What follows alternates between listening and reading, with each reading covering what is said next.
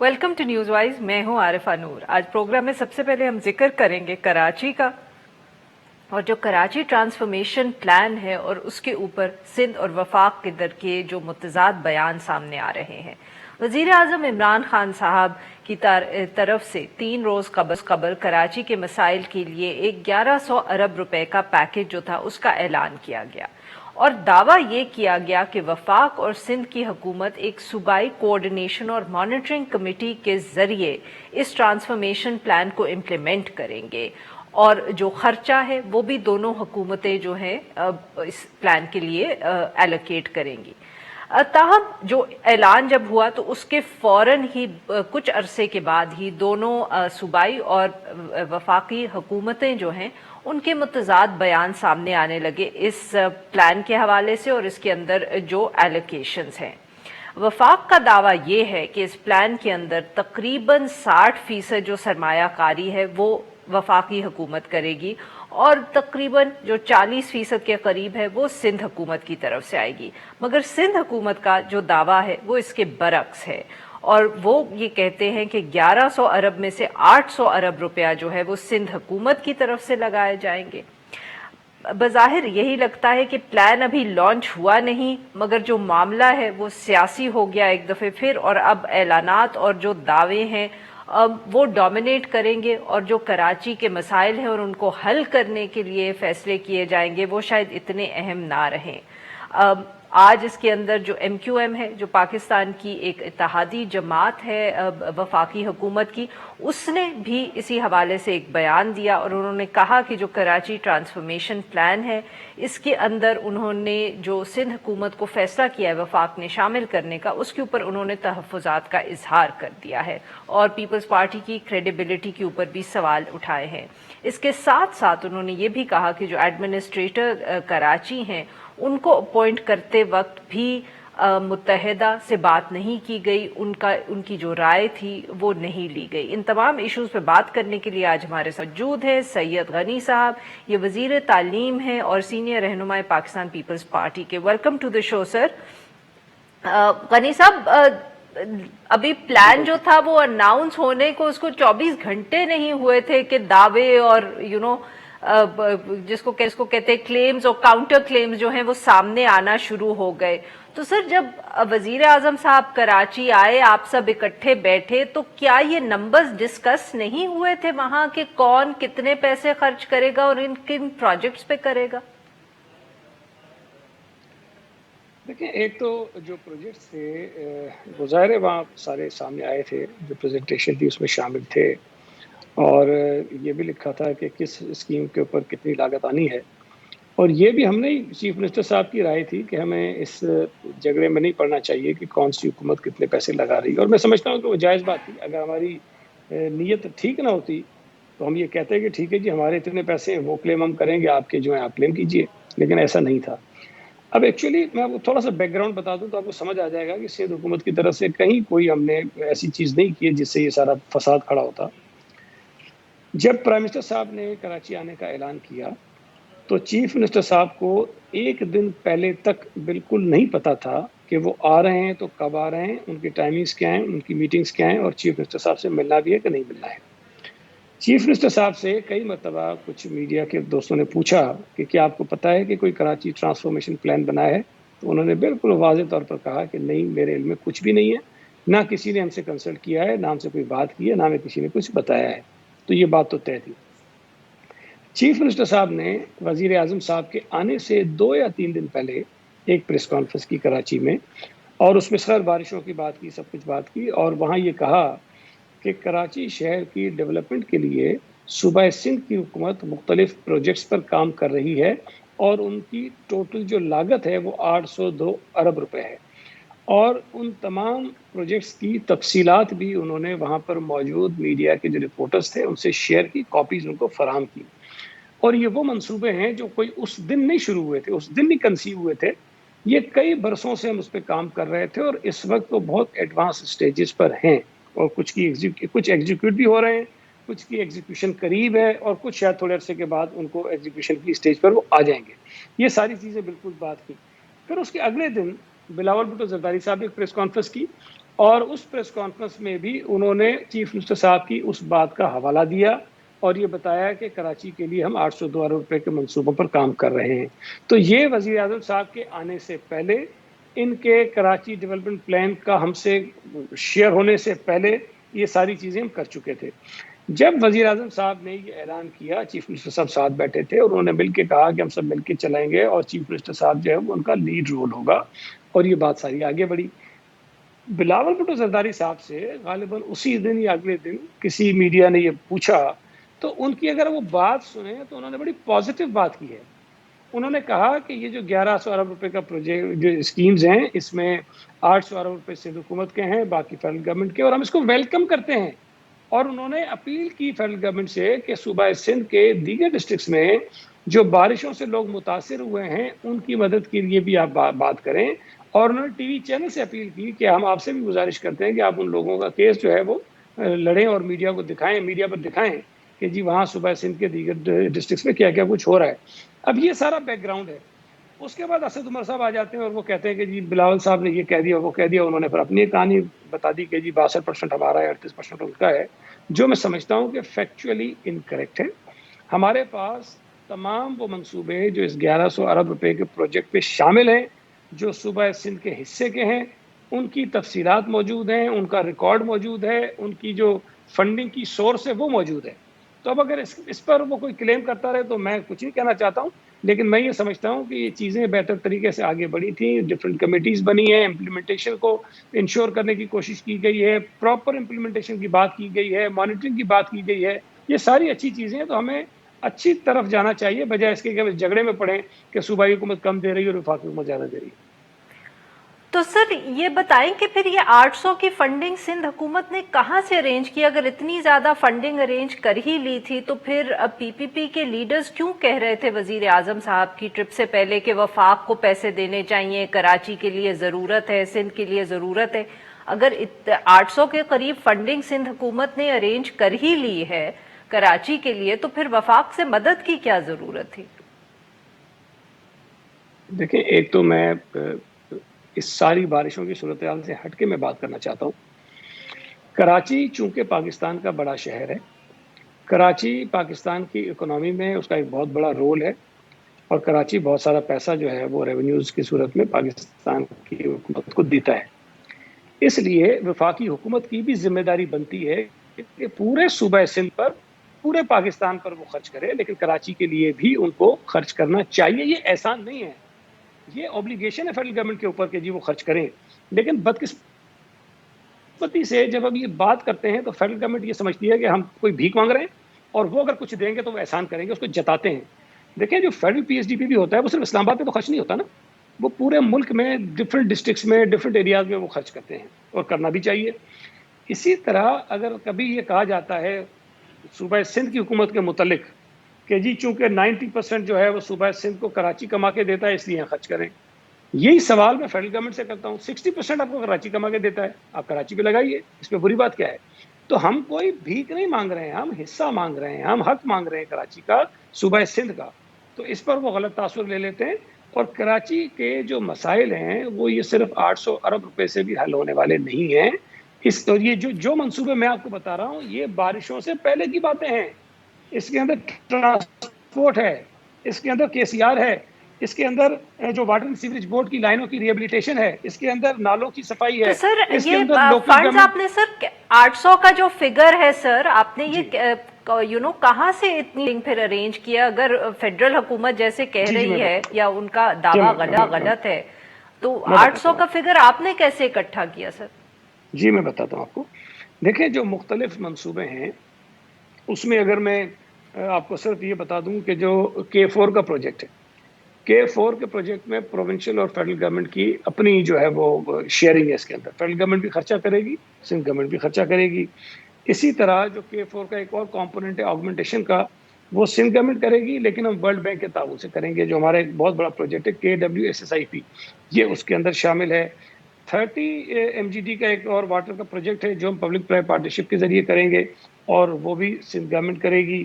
اسی طرح پانی کی اور اسکیمز ہیں جس میں کچھ ہماری جو پروونشل اے ڈی پی ہے اس کے اندر ہے, کچھ پبلک پرائیویٹ پارٹنرشپ کے ذریعے ہم کر رہے ہیں. اسی طرح یلو لائن ہے اور ریڈ لائن ہے, یہ ورلڈ بینک اور ایشین ڈیولپمنٹ بینک کے تعاون سے ہم کر رہے ہیں. کے سی آر کے منصوبے کی ہم بات کرتے ہیں, 300 بلین کا اوپن کا پروجیکٹ ہے, 50 ارب روپے جو ہے سندھ گورنمنٹ کے ہیں, 250 ارب جو ہے وہ چائنیز لون اس کے اندر ہے. اسی طرح جتنے منصوبے ہیں وہ پبلک پرائیویٹ پارٹنرشپ ہے, ورلڈ بینک, ایشین ڈیولپمنٹ یا دیگر جو بین الاقوامی ادارے ہیں ان کی ہے, یا پھر جو پروونشل گورنمنٹ کی اپنی اے ڈی پی اس کے اندر شامل ہیں. تو یہ 800 ارب روپے صرف سندھ حکومت کے نہیں ہیں, ہم نے یہ 800 ارب روپے مختلف ایجنسیز کے ذریعے ارینج کیے ہوئے ہیں. سعید غنی صاحب, کیا ان 800 ارب کے اندر آپ وہ جو بحریہ ٹاؤن کے پیسے ہیں جو سپریم کورٹ کے اکاؤنٹ میں رکھے ہیں, کیا آپ ان کو بھی اس کا 800 ارب کا حصہ سمجھ رہے ہیں یا کاؤنٹ کر رہے ہیں؟ نہیں, وہ اس میں شامل نہیں ہے, لیکن وہ پیسہ سندھ گورنمنٹ کا ہے اور یہ طے ہوا ہے کہ وہ پیسہ سندھ کے اوپر ہی خرچ ہونا ہے. اگر فیڈرل گورنمنٹ اس کو اپنا پیسہ سمجھ رہی ہے تو یہ ان کی رائے ہو سکتی ہے, لیکن بہرحال وہ پیسہ سندھ گورنمنٹ کا ہے اور ہمارا اس پہ کلیم ہے جو کانسٹیٹیوشنلی بالکل ٹھیک ہے, مگر ان 800 ارب روپوں میں وہ شامل نہیں ہے. اچھا سر, تو یہ بتائیے گا کہ جب آپ کے وزیر اعظم صاحب کراچی آئے تھے تو کیا یہ نمبرز تفصیل سے وہاں ڈسکس ہوئے تھے میٹنگ کے اندر؟ کیونکہ میں یہ سوال اس لیے پوچھوں کیونکہ کے سی آر کے اوپر بھی کل اسد عمر صاحب ایک شو کے اندر آئے اور انہوں نے کہا کہ جو سپریم کورٹ ہے انہوں نے تو کے سی آر کی ذمہ داری وفاقی حکومت کو دی ہے, اور وہ کہہ رہے ہیں کہ یہ تو ہم کریں گے, اور اگر سندھ حکومت کرنا چاہ رہی ہے تو سپریم کورٹ سے پہلے فیصلہ لینا پڑے گا. So this is why I am asking کہ کیا یہ اسپیسیفک جو ایشوز تھے یہ ڈسکس ہوئے تھے میٹنگ میں؟ نہیں دیکھیں, ویسے تو یہ چونکہ پتا تھا نا, جو پروجیکٹس میں آئے تھے تو ان کے آگے لکھا ہوا تھا کہ یہ فنڈنگ کہاں سے ہوگی, تو یہ جو میں آپ کو بتا رہا ہوں یہ ساری چیزیں وہاں تھیں. اگر آپ اسپیسیفکلی مجھ سے کے سی آر کا پوچھیں تو وہاں یہ معاف کریے گا سر, آپ کی آواز نہیں آئی. جی میں نے کہا اگر آپ کے سی آر کی بات کریں گی تو کے سی آر پہ ڈسکشن ہوا تھا, اور اس کی وجہ یہ تھی کہ میں آپ کو تھوڑا بیک گراؤنڈ بتاؤں کہ کے سی آر کو انیشلی جائکا جو ہے وہ فنڈ کر رہا تھا, اور سم ہاؤ کوئی وجوہات تھی اس کی وجہ سے جائکا بیک آؤٹ کر گیا. جب جائکا بیک آؤٹ کر گیا تو مراد علی شاہ صاحب چیف منسٹر تھے, پی ایم ایل این کی گورنمنٹ تھی, شاہد خاقان عباسی صاحب جب چائنا گئے چیف منسٹر کے ساتھ گئے تھے, وہاں پر چیف منسٹر صاحب کی ہی ریکمنڈیشن پر کے سی آر کے پروجیکٹ کو سی پیک کا حصہ بنایا گیا. جب وہاں پر یہ پروپوزل ایکسیپٹ ہو گیا تو سندھ گورنمنٹ نے اس پر کام کیا, اس کا پی سی 1 بنایا, اس کو سی ڈی ڈبلیو پی میں بھیجا, اس کو ایکنیک میں بھیجا, یہ سارے اپروول سندھ گورنمنٹ نے کروائے. اور اس کے بعد جب اس پہ تاخیر ہونے لگی تو چیف منسٹر نے کئی مرتبہ خطوط لکھے پی ایم ایل این کی گورنمنٹ میں بھی اور پی ٹی آئی کی گورنمنٹ میں بھی کہ جناب اس میں سوورن گارنٹی کا ایشو ہے, چائنیز گورنمنٹ سے زیادہ فیڈرل گورنمنٹ بات کر سکتی ہے, ہم نہیں کر سکتے ہیں. تو وہ بار بار لکھتے رہے کہ اس اہم منصوبے کو اب تاخیر ہو رہی ہے, برائے مہربانی اس پہ آپ اپنا رول پلے کیجیے. فیڈرل گورنمنٹ ڈیلے کرتی رہی. اگر تو یہ فیڈرل گورنمنٹ کا پروجیکٹ تھا تو شاید ان کو کر لینا چاہیے تھا, لیکن اس کی جتنی ڈاکومنٹیشن ہے, جتنی اس کی کمیونیکیشن ہوئی ہے, وہ ساری کی ساری پروونشل گورنمنٹ کی طرف سے ہوئی ہے. اب جو سپریم کورٹ کی بات آپ کرتی ہیں, سپریم کورٹ نے, چونکہ میں بھی کئی پیشوں میں جاتا رہا ہوں تو وہ میں موجود تھا, سپریم کورٹ کا یہ کہنا تھا کہ جناب یہ جو کے سی آر آپ بنا رہے ہیں یہ بناتے رہیے گا, اس کو تو پتہ نہیں کتنے سال لگیں گے. جو پرانی کوئی چلتی تھی ایک لوکل ٹرین اس کو کہتے تھے کراچی میں, وہ جو سرکولر ٹرین تھی اس کو ریسٹور کریں آپ. تو سپریم کورٹ کا سارا ایمفیسائز جو ہے وہ پرانی لوکل ٹرین کو ریسٹور کرنے پر ہے, جس پر انہوں نے ریلوے کو کہا کہ وہ جو پرانا ٹریک ہے اس کو آپ کھود کر دوبارہ نکالیں. سندھ گورنمنٹ کو یہ کہا کہ اس کے طرف میں آپ جو فینسنگ کرنی وہ فینسنگ کریں, اور انہوں نے کہا کہ جہاں جہاں وہ پھاٹک تھے وہ پھاٹک ختم کر کے آپ فلائی اوور یا انڈر پاسز آپ بنائیے. تو اس پر ہم کام کر رہے ہیں. تو یہ جو سی پیک میں شامل ایک لیٹسٹ قسم کی کراچی سرکولر ریلوے ہے, اس کی بات سپریم کورٹ نے نہیں کہی ہے. سپریم کورٹ جس بات پر زیادہ پش کر رہا ہے سندھ گورنمنٹ کو بھی ریلویز کو بھی, وہ 1950 والی وہ پرانی سرکولر ٹرین ہے.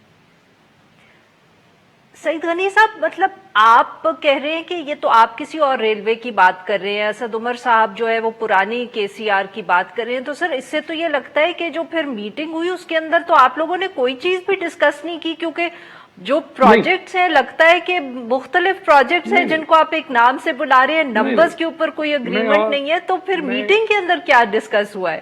نہیں میں اور اس کی وضاحت دے کے واضح کر دوں. اس ایشو پر یہ بات ہوئی تھی، کیونکہ جب فیڈرل گورنمنٹ نے یہ پروجیکٹ اپنے حصے میں ڈالا ہوا تھا تو چیف منسٹر صاحب نے ان کو بتایا کہ دیکھیں یہ پروجیکٹ سندھ گورنمنٹ کا اور یہ ہے سندھ گورنمنٹ کا. اب وہ سپریم کورٹ کی آڑ لے کے ان کی بات کر کے کہنا چاہتے ہیں تو الگ بات ہے، وہ کر لیں، دیکھیں یہ ایشو بھی ریزالو ہو جائے گا. نہیں، ابھی تو آپ نے کہا کہ وہ جو سپریم کورٹ ہے وہ تو کسی اور سرکولر ریلوے کی بات کری، پرانی سرکولر ریلوے کی، اور آپ کہہ رہے ہیں کہ آپ ایک بالکل مختلف ریل ٹریک کی بات کر رہے ہیں. So basically these are two separate projects. جی فیکٹ یہی ہے، لیکن اسد عمر صاحب کی انڈرسٹینڈنگ یہ ہے کہ جو کے سی آر ہے وہ یہ سی پیک والی کے سی آر ہے، اور سپریم کورٹ نے ان کو کہا ہے ریلویز کو کہ آپ وہ بنائیے. پہلی بات تو یہ کہ جو کے سی آر کے جو انٹر سٹی یہ لائٹ ٹرینز کے پروجیکٹ ہوتے ہیں وہ ریلویز نہیں کرتی ہے.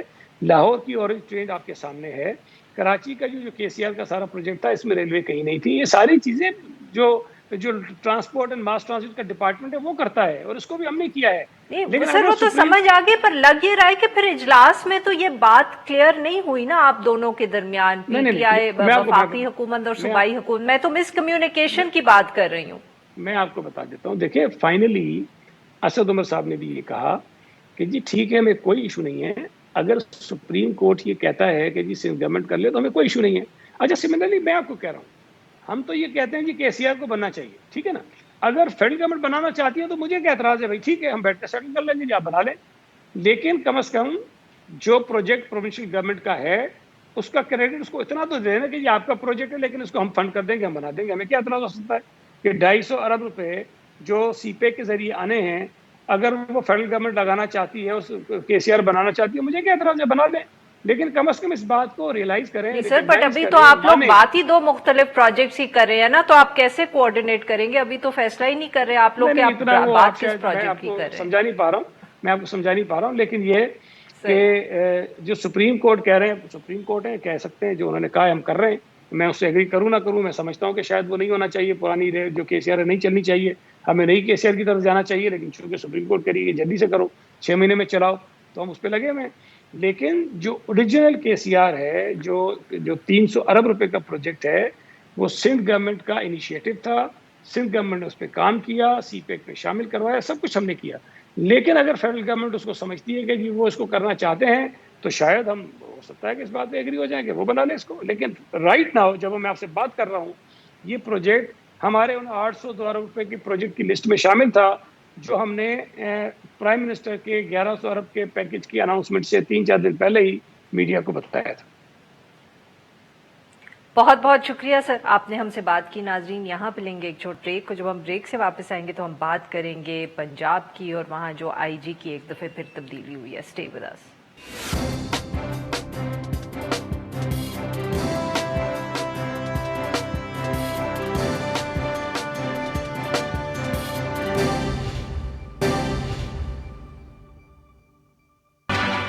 Welcome back. پروگرام کے اس حصے میں ہم ذکر کریں گے پنجاب کا اور اس کے اندر جو آئی جی پولیس کی ایک دفعہ پھر تبدیلی ہوئی ہے. گزشتہ چند روز سے آئی جی پنجاب شعیب دستگیر اور سی سی پی او لاہور عمر شیخ کے درمیان جو اختلافات تھے ان کی خبریں سامنے آ رہی تھیں، اور اسی تناظر میں آئی جی صاحب کی طرف سے سی سی پی او کے رویے کے خلاف وزیر اعلیٰ اور وزیر اعظم کو شکایت کی خبر بھی سامنے آئی. آج اس معاملے کا کلائمیکس جو تھا وہ بھی ہو گیا، کیونکہ وفاقی حکومت نے پنجاب حکومت کی سفارش پہ شعیب دستگیر کو ہٹا کر ان کی جگہ انعام غنی کو آئی جی پنجاب لگانے کا فیصلہ کر لیا ہے. گزشتہ 2 برسوں کے دوران پنجاب کے اندر تعینات ہونے والے یہ 6ٹھے آئی جی پولیس ہیں. اگرچہ اس سے قبل اس عہدے پہ آنے والی جو تعیناتیاں تھیں وہ انتظامی وجوہات کی بنا پر ہوتی رہیں، مگر یہ جو تازہ ترین تبدیلی ہے یہ خود محکمے کے 2 اعلیٰ ترین افسروں کے درمیان جو اختلافات تھے ان کی وجہ سے سامنے آئی ہے. اس کے ساتھ ساتھ اب ایک اور مسئلہ جو کھڑا ہوا ہے وہ یہ ہے کہ ایڈیشنل آئی جی پنجاب طارق مسعود یاسین صاحب کی طرف سے بھی خط جو ہے وہ سامنے آیا ہے، اور انہوں نے کہا ہے کہ نئے آئی جی انعام غنی کے ساتھ وہ کام نہیں کر سکتے کیونکہ انعام غنی جو ہے وہ ان سے جونیئر ہیں. اس سارے ایشو کے اوپر بات کرنے کے لیے آج ہمارے ساتھ موجود ہیں طاہر عالم خان صاحب، یہ ایک سابق آئی جی پولیس ہیں، اور آصف چودھری صاحب یہ نمائندہ ہیں ڈان نیوز لاہور کے. Welcome to the show gentleman. Asif Chaudhary साहब, सर आपसे गुफ्तगू का आगाज करेंगे। जरा हमें पूरा वाकया समझाएं कि ये शुरू कैसे हुआ, इश्यूज क्या थे जो आज हमने क्लाइमेक्स देखा है उससे पहले के। जी बिल्कुल, थैंक यू वेरी मच। सबसे पहले इसके पर्सपेक्टिव को समझना पड़ेगा। हुआ ये था कि जो CCPO लाहौर हैं इस वक्त सिटिंग उमर शेख साहब, इनकी प्रमोशन का एक इशू चल रहा था। इनकी प्रमोशन 21 के लिए थी, लेकिन इनके बकौल जो इन्होंने एलिगेशन लगाए हैं वो कह रहे हैं कि IG पंजाब जो अभी आउट गोइंग हैं शोएब दस्तगीर साहब, इन्होंने इनकी प्रमोशन में रुकावट डाली थी, या उनको प्रमोट नहीं होने दिया, या उनके एंटी रिमार्क्स दिए हैं, जिसकी वजह से वो 20 में रह गई, इनकी प्रमोशन नहीं हो सकी और ये उनके कोलीग उसकी प्रमोट कर गए 21 में। एक तो सबसे स्टार्टिंग पॉइंट यही था जो इनके खिलाफ ना एक दूसरे के खिलाफ इनकी महाजरे शुरू हुई। अच्छा, उसके बाद इन्होंने ऑफर की थी कि मुझे एडिशनल IG जो न्यूली क्रिएटेड पोस्ट है ना साउथ पंजाब की, एडिशनल IG साउथ पंजाब वो लगा दिया जाए। इन्होंने खुद को उसके लिए प्रेजेंट किया तो IG साहब ने फिर भी मुनकर ही लगाया और शायद कहा गया कि मुखालफत की है। तीसरा पॉइंट आ गया कि पता चला मीनवाइल के लाहौर के CCPO साहब तब्दील हो रहे हैं। जो पहले थे जुल्फ़िकार हमीद साहब, उनकी जगह पर आ रहे हैं RPO मुल्तान वसीम सियाल साहब। इनको जब पता चला तो उन्होंने कहा IG साहब को फिर रिक्वेस्ट की कि आप ऐसा करें कि अगर वो आप तब्दील करके इनको CCPO लगाते हैं वसीम सियाल को, तो मुझे उसकी जगह लगा दें RPO मुल्तान, क्योंकि मैं DG काम कर चुका हूँ और ये है भी उधर से साउथ पंजाब से। अब उधर से भी जब पता चला कि नहीं IG साहब ने इनको बेटे ही दिया, तो उसके बाद मेरा ख्याल है कि शायद इनके दरमियान कुछ ना खलीज पैदा हुई है।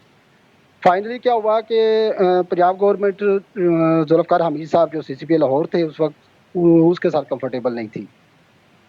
वो कई दफ़ा पहले भी IG साहब को कह चुकी थी। ये पंजाब इंस्टीट्यूट ऑफ कार्डियोलॉजी में वकला का हमला हुआ था, उसके पर्सपेक्टिव में जुल्फ़िकार हमीद साहब के रेफरेंस से और DIG ऑपरेशन उस वक्त थे राय बाबर सईद और SSP ऑपरेशन थे उस वक्त लाहौर के, इन तीनों के खिलाफ पंजाब गवर्नमेंट ने कहा था कि इनको आप हटाएं फौरी तौर पर, ये रिस्पॉन्सिबल है।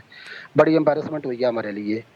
अच्छा, उनको IG साहब ने फिर प्रोटेक्ट किया, लेकिन फिर फर्दन उन्होंने पहले SSP को ट्रांसफ़र किया, फिर उसके बाद DIG ऑपरेशंस को और जुल्फ़िकार हमीद साहब को बचाते रहे। मीनवाइल दोबारा फिर ये जो इशू हुआ मरीम नवाज वाला जो पेश हुई थी यहाँ पर नैब के ऑफिस में लाहौर में, वहाँ पर एक सीन क्रिएट हो गया तो पंजाब गवर्नमेंट को बड़ी एम्बेरसमेंट हुई। पहले भी पेश होती रही हैं लेकिन कभी इशू नहीं बना था, लेकिन इस दफ़ा फिर दोबारा ये एपिसोड हुआ है तो पंजाब गवर्नमेंट को उस ज़्यादा एम्बेरसमेंट फेस करनी पड़ी। उस पर उन्होंने फिर IG साहब से क्लियरली बात की कि आप जुल्फ़िकार हमीद साहब को हम इधर रिप्लेस करना चाहते हैं, आप इसको कंटिन्यू नहीं करना। इस पे फिर कैंडिडेट की तलाश शुरू हुई तो जुल्फ़िकार हमीद साहब को जब ट्रांसफ़र किया गया तो उमर शेख साहब पहले ही चीफ मिनिस्टर के चूँकि मुलाकात कर चुके थे, साउथ पंजाब से थे और उनके क्लोज थे, उन्होंने फिर अपनी उसमें लॉबिंग की और फाइनली वो चीफ मिनिस्टर को कन्विंस कर लिया उन्होंने। जैसा ही उन्हें पता चला कि IG पंजाब को जो उस वक्त आउट गोइंग है शोएब दस्तगीर साहब के उमर शेख साहब जो है ना चीफ मिनिस्टर से मिल आए हैं और ये CCPO लाहौर आना चाह रहे हैं, तो उन्होंने मुखालफत की। पहले उन्होंने चीफ मिनिस्टर से बात की कि जनाब इसको रहने दें, आप जुल्फ़िकार हमीद को एक चांस दें, ये अच्छे ऑफिसर हैं। और इस मुखालफत की वजह से फिर आप कह रहे हैं कि IG साहब को जाना पड़ा। जी ताहिर आलम साहब, सर ये इतनी तफसील, इतनी ज़्यादा इन फाइटिंग, ऑब्वियसली लग रहा है कि पुलिस के अंदर भी इख्तलाफात थे और फिर उसके बाद जो पंजाब हुकूमत का ये फैसला है कि लाहौर के अंदर एक वाक़या हुआ, उसके अंदर कोई पॉलिटिकल ऑपोजिशन इन्वॉल्व थी तो उसकी वजह से उन्होंने CCPO लाहौर का तब्दील कर दिया। सर क्या मतलब कि आप इसका किस तरह तज्जिया करेंगे कि कोई पाकिस्तान तहरीक इंसाफ की हुकूमत ने जो पुलिस को जिस तरह हैंडल किया है या पुलिस की पोस्टिंग ट्रांसफर्स को हैंडल किया है वो पिछली हुकूमतों से बिल्कुल मुख्तलिफ नहीं है, उसी तरह पॉलिटिकल फैसले हो रहे हैं? जी आप सही कह रही हैं, और IG जो है अपने सीनियर ऑफिसर्स को बिलखसूस वो जानता है, उनकी वर्किंग को जान रहा होता है कि कौन सा DIG किस तरह की परफॉर्मेंस दे रहा है, उसकी राय को अहमियत देनी चाहिए। चलें, जब राय को अहमियत नहीं दी, उनकी मर्जी के खिलाफ कोई पोस्टिंग कर दी गई और फिर उसमें जब एक वाक़या पेश आया कि CCPO साहब ने ऐसे रिमार्क्स बोले जो कि किसी भी सबॉर्डिनेट को, न सिर्फ पुलिस बल्कि कोई भी सरकारी इदारा है, उसके किसी जूनियर को अपने सीनियर के मुतालिक इस तरह के रिमार्क्स पब्लिकली सबके सामने, अपने सबॉर्डिनेट के सामने नहीं बोलने चाहिए। इस पर जब आईजी साहब ने एहतजाज किया तो उन्हें जो है बजाय इसके कि उनकी बात सुनी जाती या कम से कम कोई इंक्वायरी की जाती, देखा जाता कि आईजी साहब दुरुस्त कह रहे हैं या सीसीपीओ साहब दुरुस्त कह रहे हैं, उनको बदल दिया गया। अब इससे क्या मैसेज जाता है? इससे मैसेज ये जाता है कि सीनियर अपने जूनियर से भी डर जाए और वो उनसे कोई काम लेते वक्त भी घबराएं, वो समझें कि शायद मेरा जूनियर जो है, चूंकि इसके चीफ मिनिस्टर या सियासी हुक्मरानों के साथ ताल्लुकात बहुत अच्छे हैं, इसलिए मुझे इसके साथ बहुत ही हम्बल रहना है या इसको एक्स्ट्रा फेवर देनी है। तो ये एक बहुत ही गलत एग्जाम्पल इस हुकूमत ने पैदा की है, जिसकी वजह से पूरी पुलिस क्लास जो है वो एहसास महरूमी का शिकार हुई है, उनके हौसले पस्त हुए हैं। जिस तरीके से आईजी को चेंज किया बिल्कुल सही। गया। सर जरा आसिफ चौधरी साहब को भी गुफ्तगू में शामिल करें। आसिफ चौधरी साहब ये बताइएगा कि जो नए आईजी आए हैं इनाम गनी साहब, क्या ये भी मतलब कि चीफ मिनिस्टर के करीब हैं? इन्होंने लॉबिंग की, क्या वजह है कि इनको चूज किया गया? खास तौर पे अगर इस तनाजुर में देखें कि एक पुलिस ऑफिसर और ने कहा है कि मैं एक जूनियर के नीचे काम नहीं करूंगा, ये फैसला किस लिए और क्यों किया गया? देखिए जी, जहाँ तक उमर शेख साहब की बात है, मैं सीसीपी लाहौर हैं इस वक्त, उन्होंने अपने मेरा ख्याल है कि शायद अख्तियारात से तजावज़ हो के ये गुफ्तगू की है, प्रोफेशनली मिसकंडक्ट भी कह सकते हैं। एक सीनियर है, सिटिंग आपका कमांडर है, आप उसके खिलाफ रिमार्क्स पास कर रहे हैं, और वो भी एसपीज़ की मीटिंग में, लाहौर के एसपीज़ बैठे हुए थे सारे, तो उनकी मीटिंग में ये उन्होंने रिमार्क्स पास किए और गलत है। ये कभी भी डिसिप्लिनड फोर्स है और इस तरह के रिमार्क्स कभी भी एक्सेप्टेबल नहीं होते, ये चीज़ तो तय है।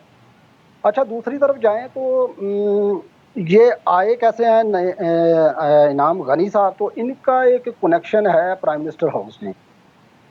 शायद मैं नाम लेना चाहिए कि नहीं, आजम खान साहब हैं प्राइम मिनिस्टर के, बड़े आपको पता ही हैं, तो उनकी क्लोज हैं, राइट हैंड है या लेफ्ट हैंड है, जो कुछ भी कह लें, तो ये उनके बैचमेट भी हैं, तो कलीग हैं, और उन्होंने इसके लिए लॉबिंग की है इनाम गनी साहब के लिए। ये पहले भी की थी, जब ये पिछली दफ़ा आईजी तब्दील हो रहे थे कलीम अमान साहब, तो उस वक्त भी शायद इनका नाम चल रहा था, अब ये दोबारा फिर आ गए हैं। तो इनकी प्रॉपर लॉबिंग उधर से प्राइम मिनिस्टर हाउस से हुई है, आजम खान साहब की तरफ से। सो आप ये कह रहे हैं कि इनको ये पंजाब हुकूमत की ऐसा चॉइस नहीं है, ये प्राइम मिनिस्टर हाउस की चॉइस है? जी, पंजाब गवर्नमेंट के साथ रिकमेंडेशंस तो जाती हैं, फाइनल डिसीजन तो प्राइम मिनिस्टर ने लेना है ना। बेसिकली ये पहले भी अकोमोडेट हुए थे साउथ पंजाब में, एडिशनल आईजी जब लगाया गया था, लेकिन इसके रिलेटेड एक डेवलपमेंट हुई है ना, जो तारिक मसूद यासीन साहब एडिशनल आईजी फाइनेंस थे, वो जिन्होंने इनकार कर दिया है, उसके पीछे दो कहानियां हैं, दो फैक्टर्स हैं ये जो स्ट्रॉन्ग हैं।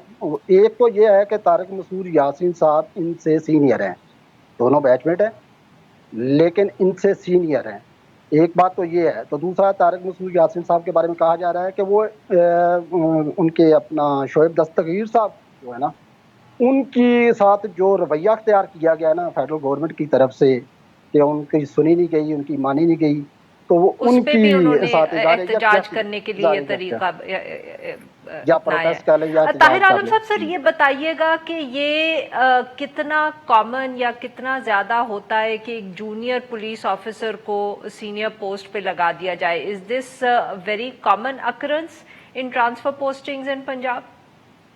देखें, ऐसा नहीं होना चाहिए। अगर कोई सीनियर बैठा है तो फिर पहले उसे लगाना चाहिए या सीनियर को किसी और जगह लगा देना चाहिए। आप देखते हैं कि आर्मी में जब चीफ ऑफ आर्मी स्टाफ को लगाया जाता है तो जूनियर जो उससे सीनियर होते हैं वो रिटायरमेंट ले लेते हैं। तो इसी तरह पुलिस में भी ये करना चाहिए, और इस पर तारिक मसूद यासीन मैं समझता हूँ एक बड़े अपराइट अफसर हैं, ऑनेस्ट अफसर हैं, बड़े मेहनती हैं, और हम पंजाब पुलिस एक इतने अच्छे ऑफिसर से महरूम हो गई हुकूमत के इस फैसले की वजह से। और सबसे बढ़कर तो ये कि शोएब दस्तगीर जिसने ایک اچھی پرفارمنس تھی، جن کا ایک اچھے اپرائٹ آنیسٹ افسر کے طور پر نام مشہور ہے، ان کو جس طریقے سے ان کا ٹینیور ختم کرنے سے پہلے ہی بدل دیا گیا، یہ ایک بہت ہی غلط حرکت کی، جس سے حکومت کے حصے میں سوائے بدنامی کے کچھ نہیں آئے گا. اور حکومت کا یہ اقدام جو ہے، میں یہ بتاتا چلوں کہ یہ غیر قانونی بھی ہے، کیونکہ سپریم کورٹ کا ایک بہت واضح ججمنٹ ہے جس کے تحت ہر جو گورنمنٹ آفیسرز ہیں ان کی تعیناتی کا ایک خاص پیریڈ مقرر ہے، اور ان کو تو ابھی 8 ماہ ہوئے تھے آئی جی ہوئے، تو ان کو اتنی جلدی بدل دینا، جبکہ میرا خیال ہے شاید یہ 6 ماہ تک ریٹائر بھی ہونے والے تھے، تو یہ زیادتی ہے. یا تو کوئی انکوائری کی جاتی، یا پتا ہوتا کہ آئی جی نے واقعی کوئی غلطی کی ہے. تو یہ بہرحال ایک غلط میسج کیا گیا ہے، پوری پولیس فورس جو ہے اس سے ڈی بالکل موبلائز. صحیح. بہت بہت شکریہ ہمارے دو مہمان، انہوں نے ہم سے بات کی. ناظرین یہاں پہ لیں گے ایک چھوٹا سا بریک، اور جب ہم بریک سے واپس آئیں گے تو ہم بات کریں گے محمد کی. اسٹے ود اس.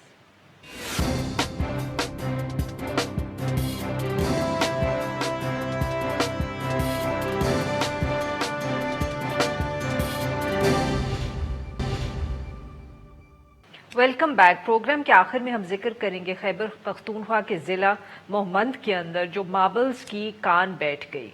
تازہ ترین اطلاعات کے مطابق گزشتہ روز محمد کی تحصیل صافی میں واقع جو ایک ماربل پہاڑ ہے اس کا ایک بڑا حصہ موجودہ کان کے اوپر گرا، اور راک سلائیڈنگ جو وہاں ہوئی اس کی وجہ سے 19 افراد جو مزدور ہیں وہ جاں بحق ہو چکے ہیں اب تک، جبکہ 6 مزدوروں کو زخمی حالت میں نکال لیا گیا ہے. اس حوالے سے کہا یہ جا رہا ہے کہ امدادی کارروائیاں جو ہیں وہ اس وقت جاری ہیں. اس ایشو پہ بات کرنے کے لیے ہمارے ساتھ موجود ہیں خان صاحب، یہ نمائندہ ہیں ڈان اخبار محمد میں. ویلکم ٹو دا شو فوزی صاحب. جی سر، خان صاحب ہمیں بتائیے گا کہ واقعے کی تفصیلات کیا ہے، کیا ہوا کان میں ایک دم راک سلائیڈنگ کس طرح شروع ہوئی کہ یہ واقعہ پیش آیا؟ تھینک یو، آپ کا بہت بہت شکریہ. یہ اس طرح ہے کہ ضلع مومند کا جو تحصیل صافی کا علاقہ ہے وہاں پر زیارت ماربل ایک مشہور ماربل ہے جو کہ پوری دنیا میں مشہور ہے، اور جو سپر وائٹ ماربل ہے. تو اس میں گزشتہ روز 5:30 بجے کے قریب بہت زیادہ لینڈ سلائڈنگ ہوئی ہے، اور اس کی جو بڑے بڑے جو چٹان ہیں ماربل کے وہ نیچے گرے ہیں. اور اس میں حکام کا کہنا ہے، یہاں کا جو ڈسٹرکٹ ایڈمنسٹریشن ہے، یہاں کا جو ڈسٹرکٹ پولیس آفیسر ہے، تو اس کے مطابق یہ کہنا ہے کہ اس میں ابھی تک تقریباً 1 کلومیٹر تک چٹان جو ہے وہ مختلف ایریا میں پڑے ہیں، اور بڑے بڑے چٹان ہے. اور یہاں پر جو مشینری ہے تو اس کو ہٹانے میں اس کو کافی مشکلات سامنے آ رہے ہیں، چونکہ یہاں پر خیبر پختونخوا حکومت کی جانب سے یہ بھی اقدامات اٹھائے گئے ہیں کہ یہاں پر ریسکیو کی جو ٹیمیں ہیں اور آرمی کی جو سرچ اینڈ ریسکیو تو سر ٹیمیں یہ ہیں وہ یہاں بتائیے گا کہ خدشہ کیا ہے، کتنے مزدور کان میں کام کر رہے تھے جب یہ واقعہ پیش آیا، اور اس وقت تک اندازاً کتنے ابھی وہاں پھنسے ہوئے ہیں؟ ابھی تھوڑی دیر پہلے میں وہاں سے ابھی پہنچا ہوں، تو وہاں پر حکام کا کہنا تھا کہ اس میں ابھی تک جو لاشیں نکالی گئی ہے وہ 21 تک پہنچے ہیں، اور اس میں جو مسنگ ہے وہ تقریباً وہ بتا رہے ہیں کہ 7 افراد ابھی تک اس میں مسنگ ہے. 7 یا 60؟ 7.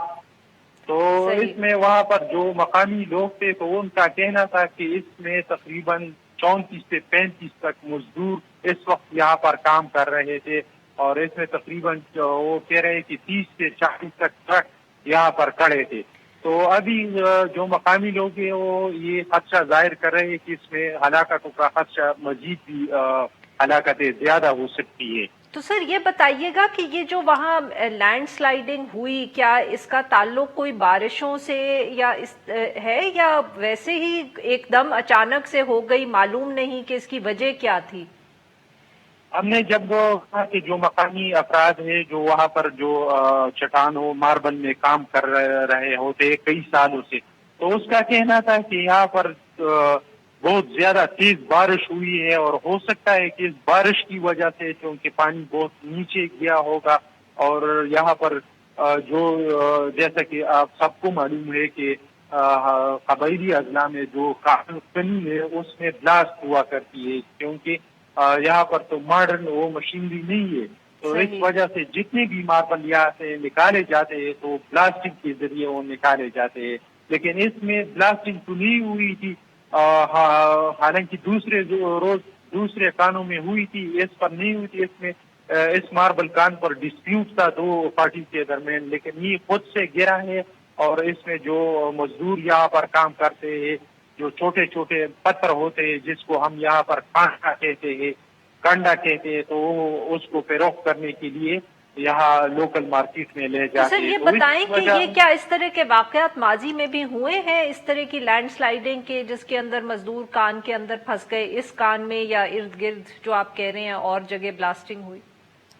بالکل، آج سے تقریباً 5 سال پہلے 2015 میں بھی اسی کے قریب ایک ماربل مائن کے خانقاہ ماربل اس کا نام ہے، تو اسی میں بھی اس طرح کا لینڈ سلائیڈنگ ہوا تھا، اس میں تقریباً 14 افراد اس میں پھنس گئے تھے ملبے تلے، اور اسی طرح کا وہ ایک لینڈ سلائیڈنگ ہوئی تھی، تو اسی میں بھی کافی جانی نقصان ہوا تھا مزدوروں کا۔ جی بہت بہت شکریہ سر، آپ نے ہم سے بات کی۔ ناظرین آج کتنا ہی، we'll be back tomorrow at the same time.